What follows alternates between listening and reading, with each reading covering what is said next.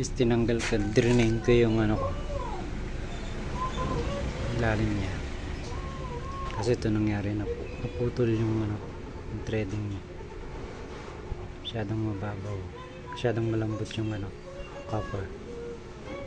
So ngayon, siyempre gagamitin ko to. Gagawin ko siya ng paraan. Tanggalin ko yun. Tapos takpan ko muna pansamantala.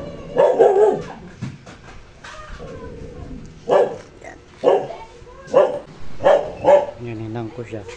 Kasi ilalim eh. So ginamitan ko siya ng puller sa taas.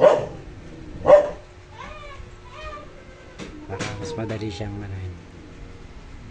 tanggalan.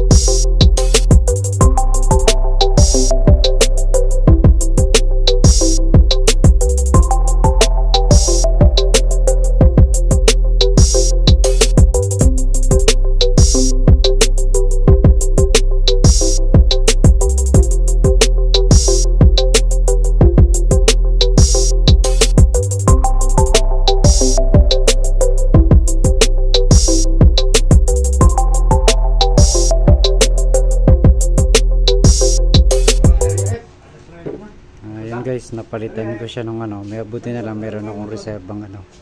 Itong bulb na to, release ano to eh. Yung release bulb ng pressure. So, trinay ko siya. So, tinipe kong bahagya. Tapos kinargahan ko. Lakad, namamasahe ka pa.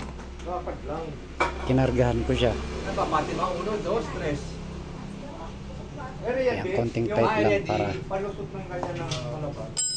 Ngayon kinargahan ko ng hangin. Tapos trinay kung may leak siya o wala. So okay lang. Tapos pag hinila ko to, magre-release siya ng, actually drainan ng tubig to. Pero yun nga, naputol ko yung ano, naputol ko to. So yan yung drainan ng tubig. Ngayon, pansamantalang meron akong stock sa pressure release valve. Ayan. Ilahin mo.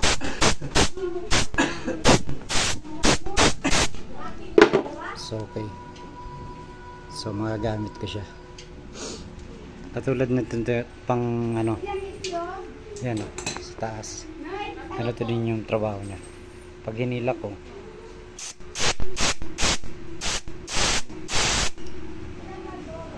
so ayos.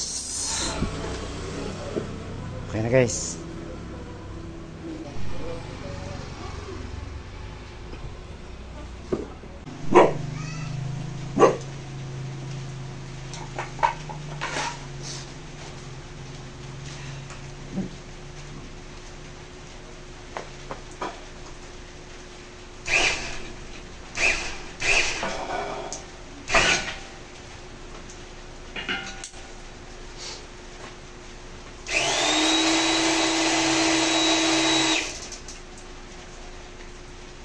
Antonio Limus. Ay. Anong ulam natin doon? Wala, iniwanan ko na sila. Ha? Iniwanan ko na sila ron. Pero may ulam